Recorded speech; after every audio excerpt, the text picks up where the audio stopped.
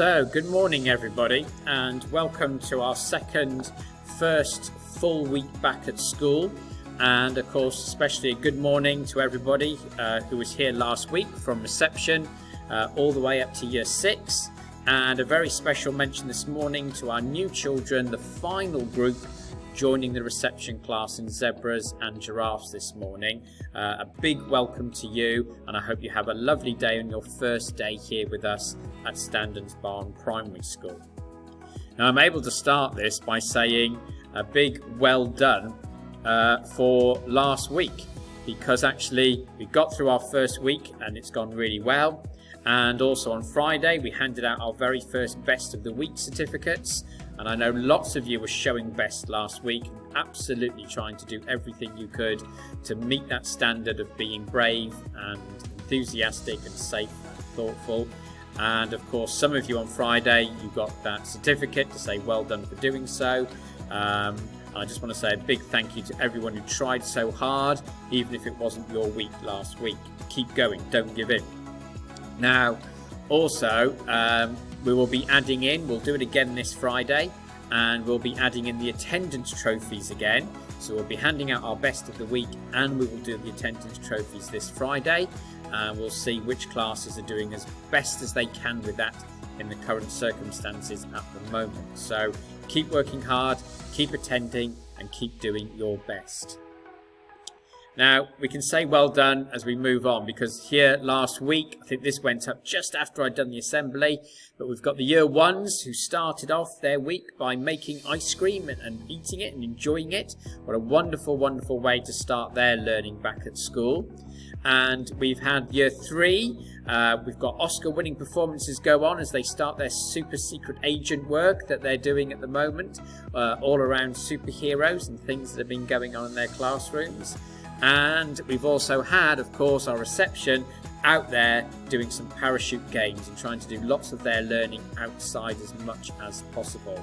So just some of the really interesting things that have been going on in the last week or so, and it is wonderful to see those smiling faces and the children really, you lot, giving it your best and trying to show us how enthusiastic you can be and working as hard as you can.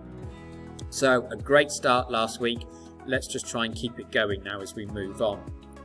Now this week I want to talk about something very different. I want to talk about this person called Florence Nightingale.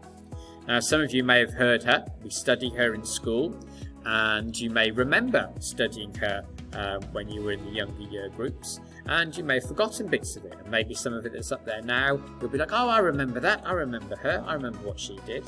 Well, she was a lady who was born in Florence in a country called Italy. And that's where she got her name from, Florence Nightingale. She was born in 1820, so this year is a special landmark year for her because she was born 200 years ago, which can seem like, oh wow, that's amazing figure, seems like a very long time ago.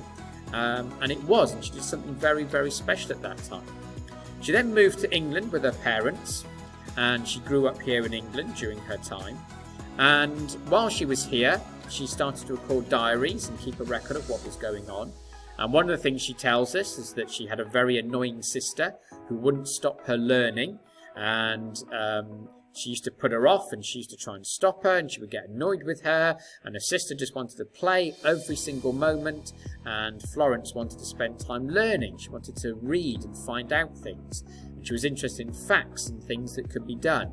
And she knew that she wanted to do something good. That's what she wanted to do. And she decided that from a very young age she wanted to be a nurse. But back then, 200 years ago, it wasn't so simple to do it. It wasn't as easy and maybe as it is now to become a nurse.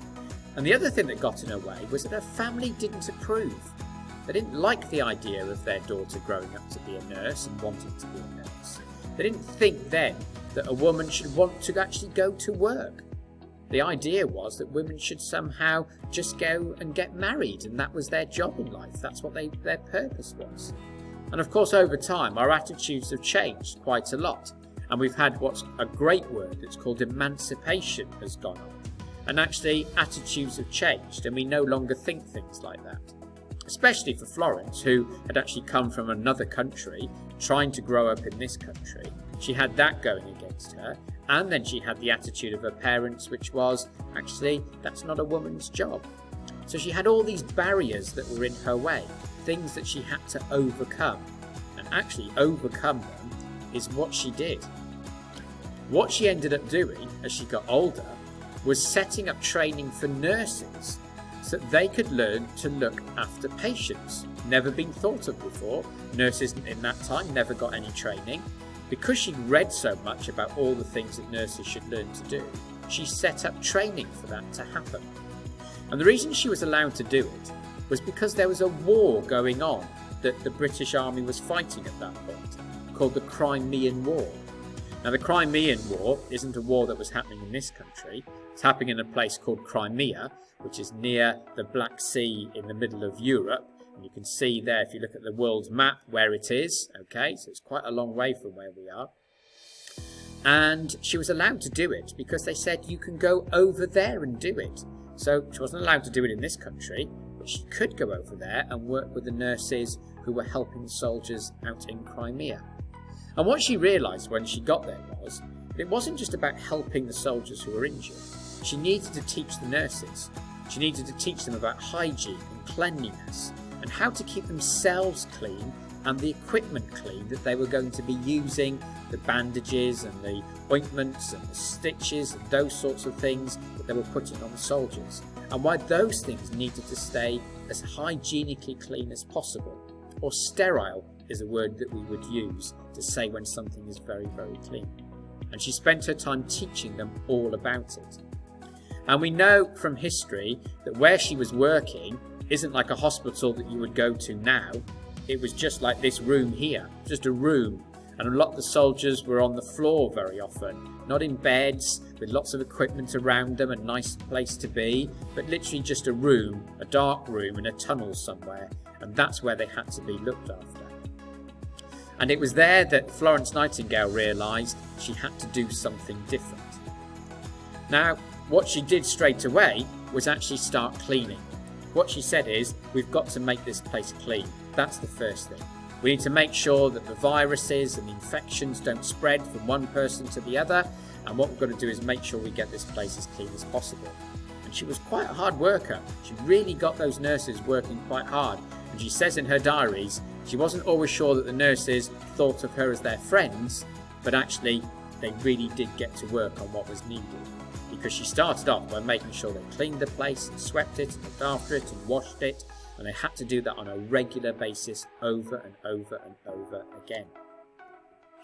Now, what's interesting about Florence Nightingale is that while she was doing that, another lady called Mary Seacole, who was a British Jamaican nurse born before Florence Nightingale, she'd also gone over there to the Crimean War, and she was working on something called setting up what might be called the first type of hospital.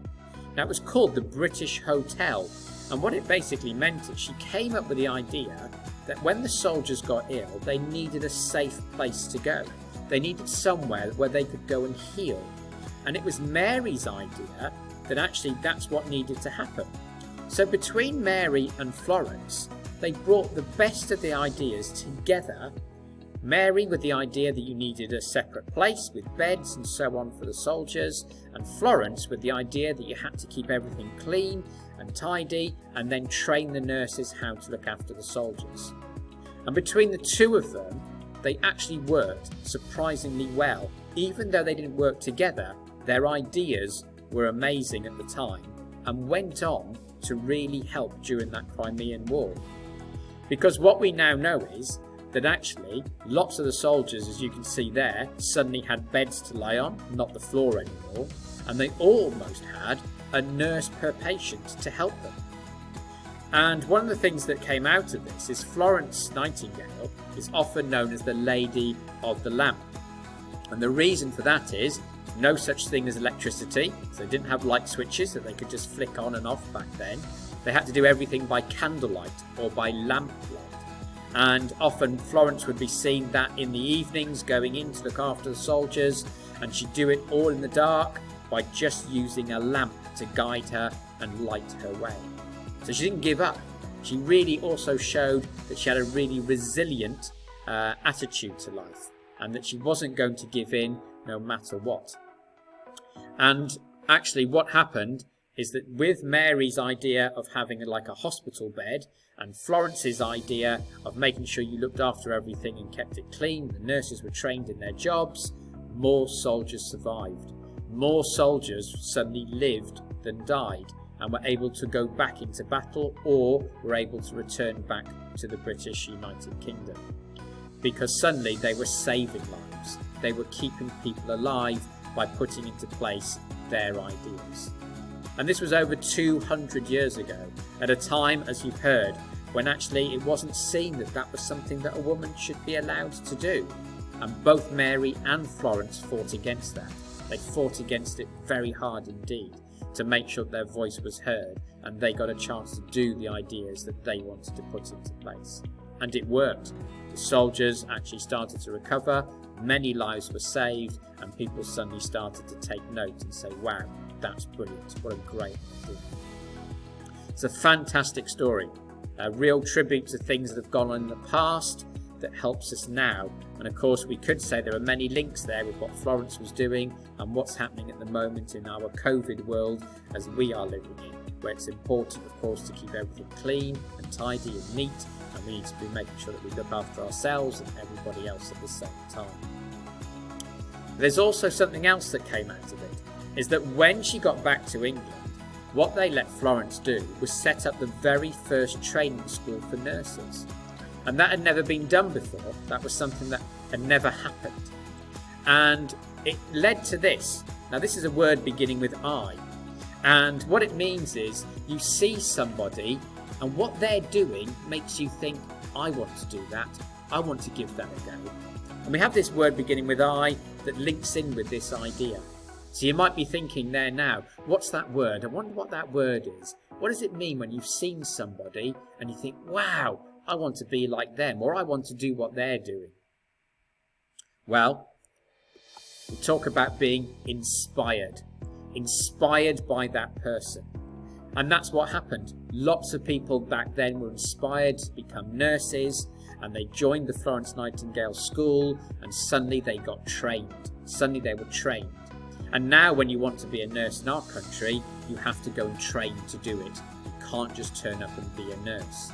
Because actually there's skills and things that you need to know in order to look after people and to look after them and do the best you can to keep them well. And it really is an amazing story, because here are our modern day nurses now. Okay, we know them by their uniforms and the way they look. And it all goes back to what Mary started with the hospital beds and what Florence did with the training of the nurses. Now, what was incredible is that before this COVID outbreak happened, in our country, there were 40,000 nurses' jobs available. In other words, there were 40,000 places when no one was doing the job and people weren't applying. They didn't want to do it. But I think what's happened during COVID, and if you remember on those Thursdays when we used to go out and do our clapping to support the NHS, I think lots of people have become inspired.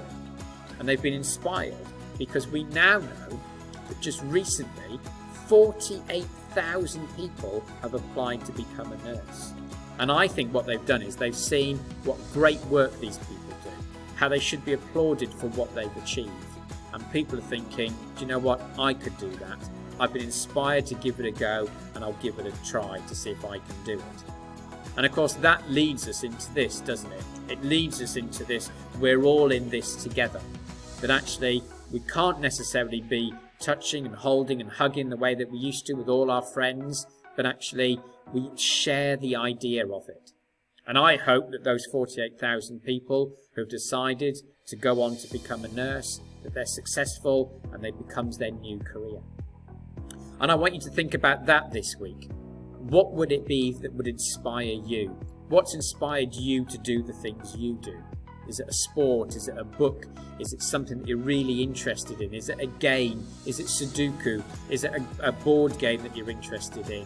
Is it an activity that you like doing? What is it that inspired you? Because some people through their jobs take up jobs that are really, really thoughtful and they give back. Some jobs don't. but there are many jobs that do. And I think it's that we need to be thinking about this week. So this week, rather than focusing on brave or enthusiastic or safe, I want us to focus on thoughtful. I want us to really think about our thoughtful behaviours. What are we doing to be kind to each other? What are we doing to make sure that everybody stays safe? How are we actually behaving and acting with our words, with our actions? How are we doing it to be thoughtful? So this week, I want the best certificates to focus on that. What can you do this week? How can you be inspired this week to show a thoughtful attitude to everybody around you? And on Friday, we'll find out, because we'll get lots of people who are going to end up with their thoughtful certificate. So think on that this week. Have a really safe week. Have a great week. And I will see you again all on Friday. Take care for now.